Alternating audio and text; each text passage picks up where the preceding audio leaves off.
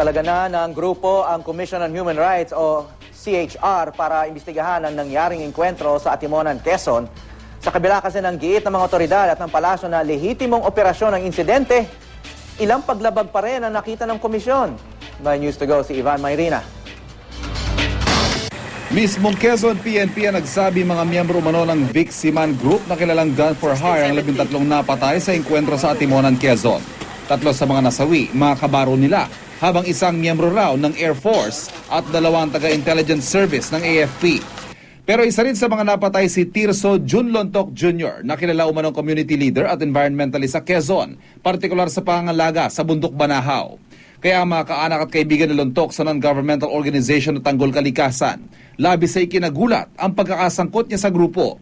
Ayon kay Glenn Forbes na mahigit 10 dekada ng kilala si Lontok, hindi raw katakataka may kasamang pulis at sundalo si Lontok bilang bahagi ng kanilang operasyon sa gubat, gaya halimbawa ng pag-aresto sa mga illegal logger. Madalas din niya nakakasama yung mga military kasi siyempre bundok yan, cooperate. Nakakasama niya bilang parte ng halimbawa ng protection ng kagubatan, protection ng yung halimbawa law enforcement, at kung ano-ano pa na activity, even the police. Hinala naman ng isang kaanak ni Lontok, hindi raw malayong may nakabangga ang environmentalist. Hindi siya yung tao na natatakot. Palaban? Palaban yung tao yan. Kaya naman ang Commission on Human Rights nagtalaga na ng grupo mag-iimbestiga sa insidente, lalo't may nakikita raw silang paglabag umano sa operasyon ng pulisya. Isa yung sugatan lang sa kanila at hindi naman namatay, pero itong 13, namatay lahat. So sino kayang nauna? You don't just shoot at suspects. At kung nag-open fire na gano'n, as I said, you know, you could have just neutralized them by immobilizing them by shooting at the gulong. Pero paulit-ulit nagigit ang PNP, lehitimo raw ang nangyaring enkwentro.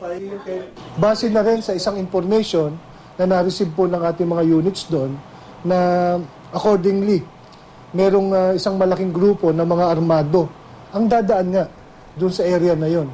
And acting on that information, nag-organize nga sila ng team to intercept this group.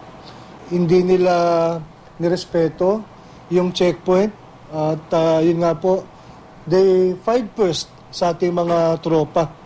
At yun nga, nagkaroon na ng palitan ng putok. They cannot use that excuse. Even if assuming ang unang,